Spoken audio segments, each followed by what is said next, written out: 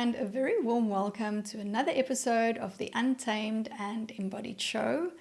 I'm delighted to be back here on the podcast, and I'm delighted to welcome you. Thank you so much for joining me. Today's episode is going to be a really juicy one. We're going to get into everything pleasure, and specifically, I want us to explore how we can begin to create pleasure-filled lives. Our feminine expresses beautifully when we embrace the power of our own pleasure, and that's what I want to dive into today. Of course, there are also many things that get in the way of us experiencing pleasure and orienting ourselves to a life that is filled with pleasure. So we'll look at some of those things. And then finally, I'm going to share with you some of my best strategies and tools for you to begin to implement and practice so that you can have more pleasure, joy, fulfillment, and satisfaction in your life. Bringing pleasure into our lives and into your world is a central theme of my work. And often when I ask women, what does pleasure mean to you? What do you think of when you think of pleasure? Often the first thing that so many of them speak to is this social conditioned idea of what pleasure is. That pleasure looks like black lace and red lipstick, or that pleasure looks like eroticism, pleasure is naughty, and that pleasure is only sexual. There are some ideas around pleasure means instant gratification. Pleasure means only doing the things that I want to do and not caring about anything else. So you can imagine and you can hear from these definitions and explanations that entering into the waters of pleasure can be quite murky. And it can be a challenge for us to unravel these different beliefs that we have around pleasure so that we can infuse our lives with more of that. Without pleasure, our lives become very dry.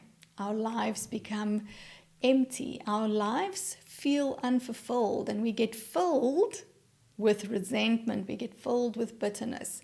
We lose our sense of purpose and our sense of meaning.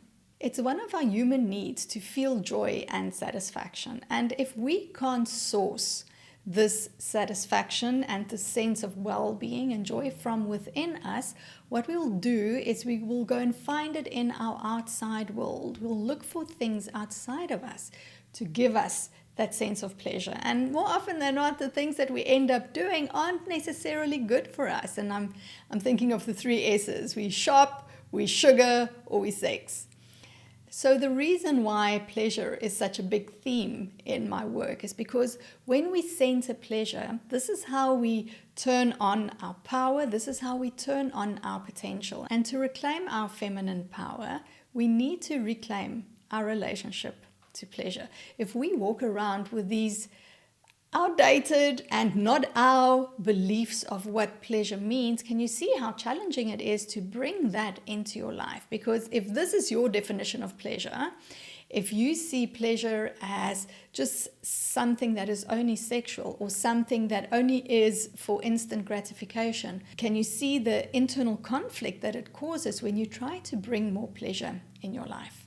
So I'd like to share with you my definition of what pleasure is. And I see pleasure as sensual aliveness. I see pleasure as enjoying something, feeling good on the inside, feeling good in our external world, having enjoyable experiences.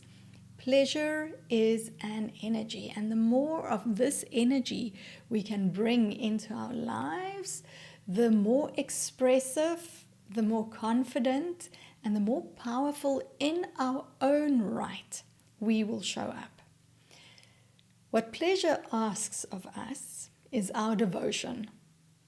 So often when we want to change our lives and we have new habits that we want to bring in, we tend to use willpower and discipline to make it happen.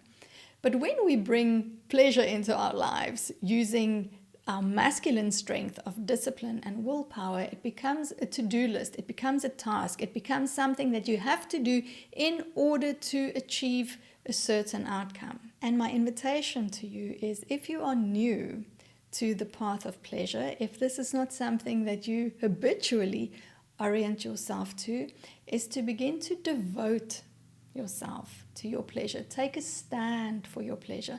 No one else is going to do that for you. It's up to us, each and every individual woman, to reclaim our pleasure, to heal the relationship that we have around our pleasure, and also to heal the relationship that we have with ourselves. Now, there are a few things that get in the way of us stepping into this role of a magnificent, pleasure-filled woman. And I'll share a few of these with you now. By no means is this list complete, and it is possible for you that you will identify with some of these more than with others. So the first thing on my list is conditioning. Now, most of us, if you are alive in this world today, chances are very good that you have been exposed to some kind of conditioning. And we've really been conditioned into this role of good girl. So the good girl is the one who always puts the needs of others before her own. She takes care of others. She is the nurturer. And because we tend to then focus so much on others, we're not very good at asking for what it is that we need. We're not very good for taking care of our own needs. And often in this good girl dynamic, we can slip into blame, where we expect others to know what it is that we need, and when we don't receive that, we feel resentful. Often we don't even know the extent and the depth of our own needs because we are so in tune with the needs of our partners or our children or our bosses or our friends, and it's become second nature. And then when we try to take time for ourselves, when we begin to change these habits of always putting others first, and we instead turn the focus on ourselves, we begin to struggle with things like feeling guilty or feeling ashamed, or we have this internal conflict of not even being able to rest. So you make some time to book a massage, or you make some time to spend with yourself reflecting, but even while you are busy doing it, your mind can't let go of maybe how much it's costing you or of all the other things that still need to be done. So we continuously have this inner conflict that happens inside of us. A second thing that could get in the way of you and your pleasure-filled life is that we feel numb, right? We have learned to avoid our feelings because ever since we were little girls and boys, we've begun to believe certain things about our feelings and our emotions. Some of them are appropriate, some of them are not appropriate. Some of them are allowed in small doses, but don't let the feeling and the emotion get too big. Don't let it get too untidy. And often these emotions and feelings are simply inconvenient. So these are the messages that we get throughout our childhood, and our parents and caregivers probably got the same messages given to them. So it's no one's fault. But we have internalized this idea that emotions don't really have a place in the mainstream world because they are untidy, because they are inconvenient. And so we shrink the bandwidth of allowed emotions and allowed feelings. But in the process, as we turn our feelings and our sensations down, we don't only turn down the uncomfortable ones or the ones that we don't enjoy feeling, we also turn down the more enjoyable, the more pleasure-infused feelings and sensations.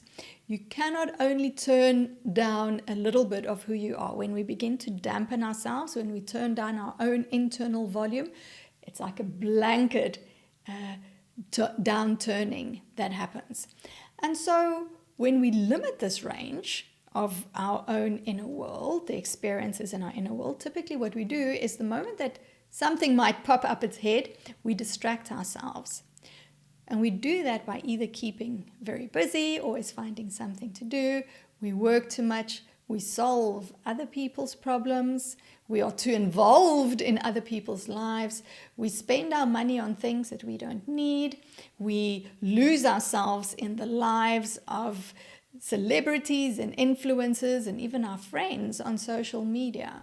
What might be helpful for you here is to understand that we all have this mental pattern that play out. And the mental pattern says, if I can only understand my pain, if I can only understand what I'm going through, if I can only understand the discomfort of my experiences, if I can only understand the depth of my anger, then I will be able to solve it.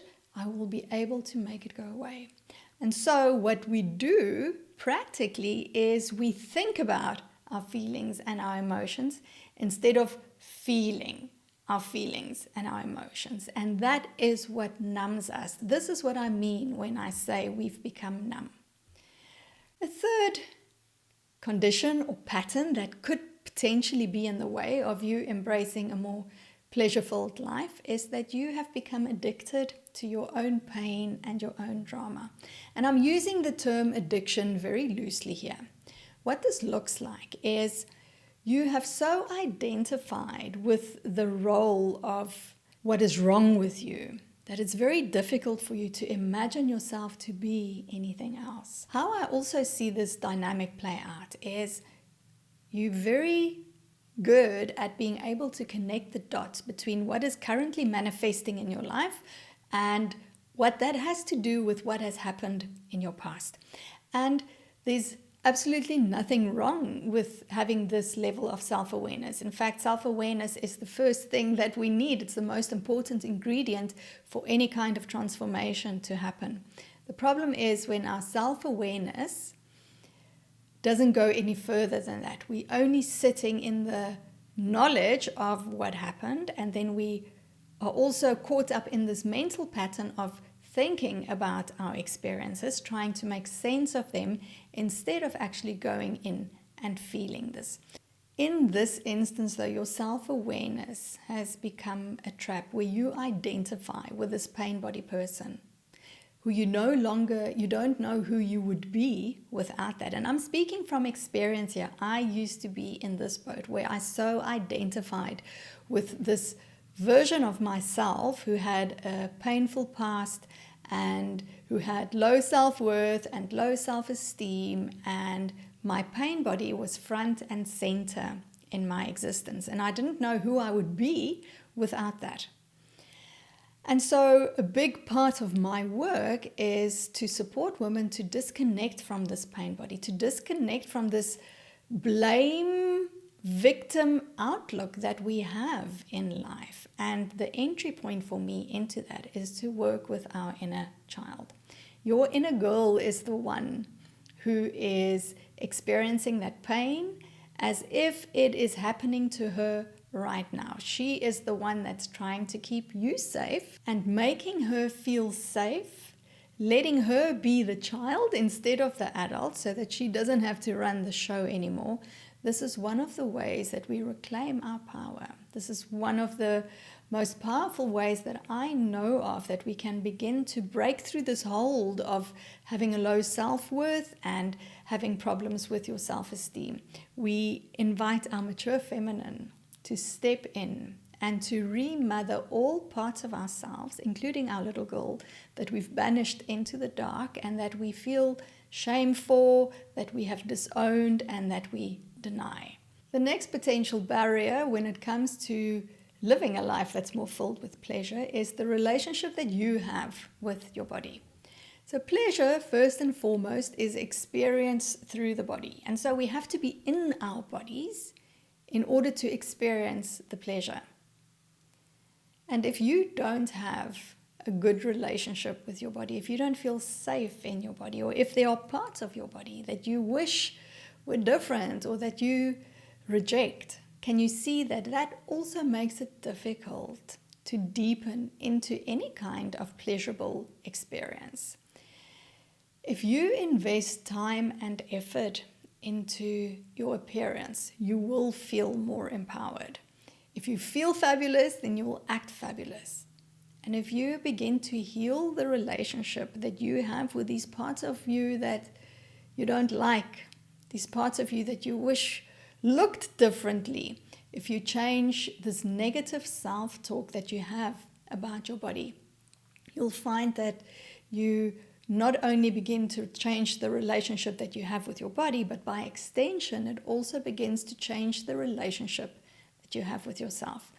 And there's a very small little practice that I can recommend to you to start doing now if you have a bit of a dodgy relationship with your body. And that practice is to find one thing about your body that you like.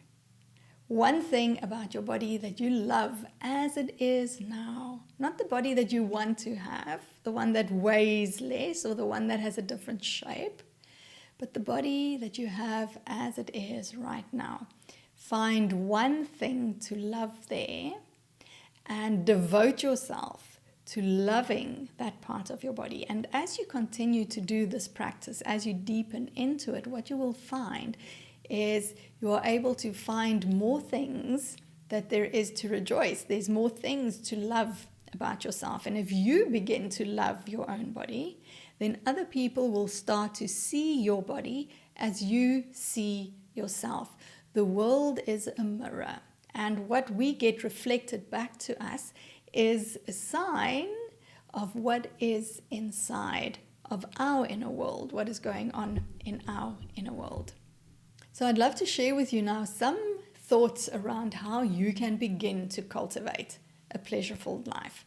And the first one is to begin to use your senses, right? Bring your senses online. I said earlier that our bodies is where we experience pleasure, right? And your senses are the most magnificent and free access that you can get to your own internal pleasure.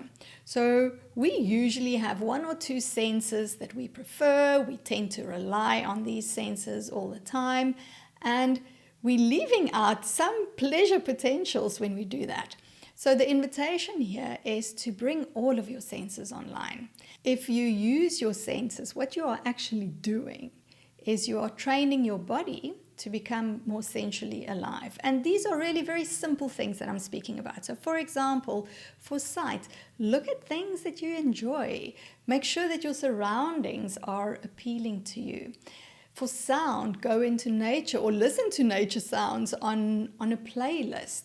Play some music. If you live in a place where it's very noisy outside. I lived in the city for a few years, and we always had sirens going up and down past the apartment, and it was horrible and distracting, and it jarred my nerves.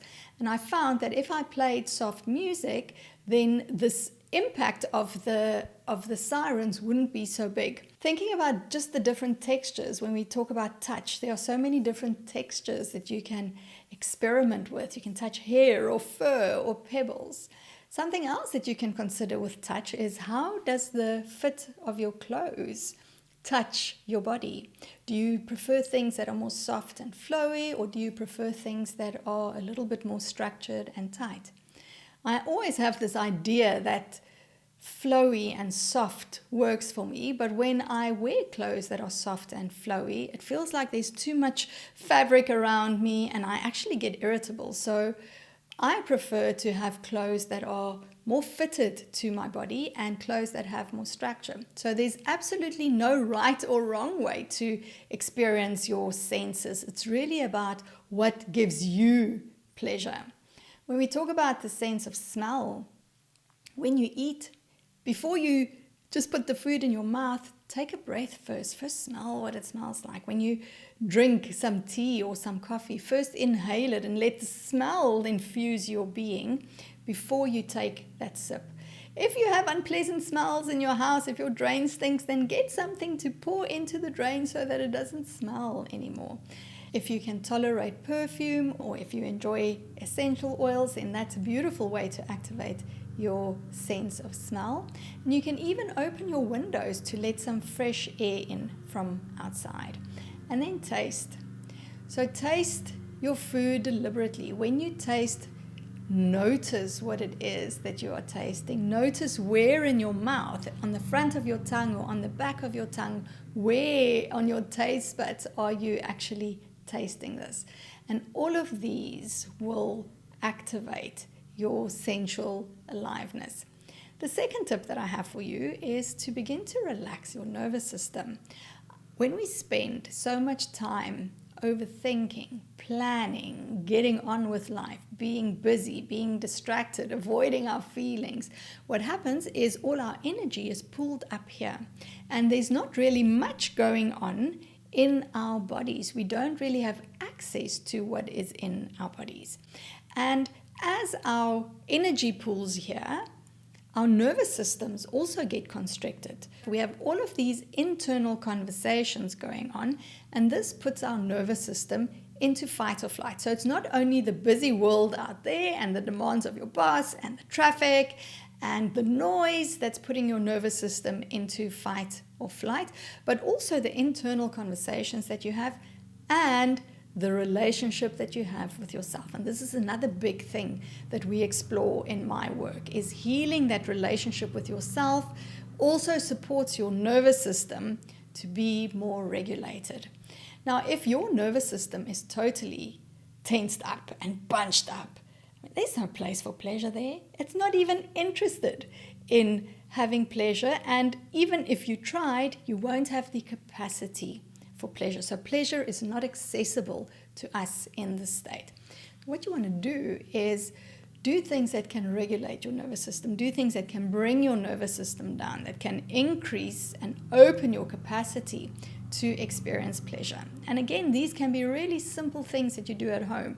It can be things like petting an animal, or giving someone a hug, or getting a massage, or even getting into water. When we get into water, any body of water, it helps our nervous systems to relax.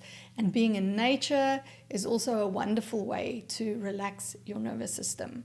Number 3 is to welcome all of your feelings. So we spoke about feelings a little bit in the previous section. And when we are habitually avoiding our feelings, because we're turning down the dial on our ability to experience any kind of feeling in our body, not only do we turn down the uncomfortable feelings, we also turn down the more pleasurable feelings.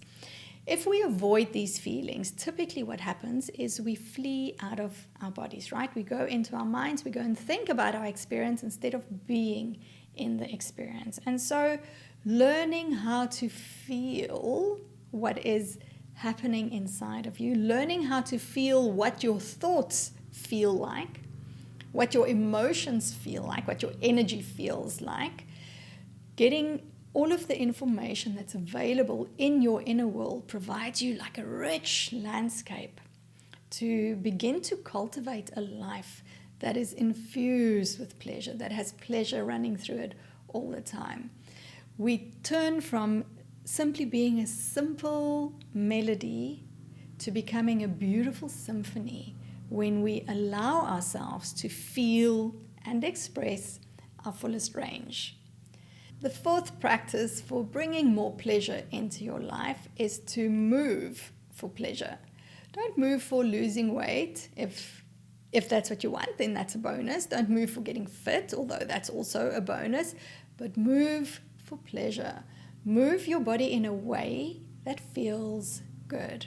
And as I share this, I invite you just to check in with yourself. When I suggested that you move for no other reason simply than experiencing pleasure, simply than devoting yourself to your pleasure, what conversation or little voice or thought came up for you around doing that?